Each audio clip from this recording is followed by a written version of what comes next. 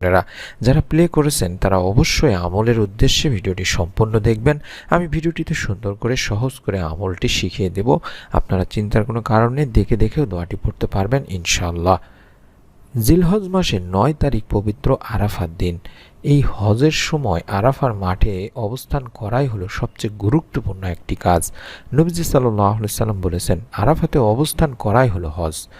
এই আরাফার মাঠে নির্দিষ্ট কোনো ইবাদত নেই, তবুও আরাফাতে অবস্থানকেই হজের শ্রেষ্ঠ রোকন করা হয়েছে।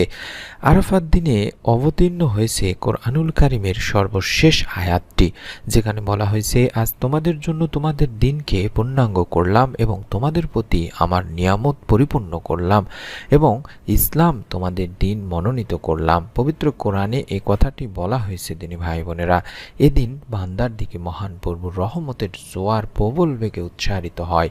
অসংখ্য বান্দাকে মহান রব্বুল আলামিন আল্লাহ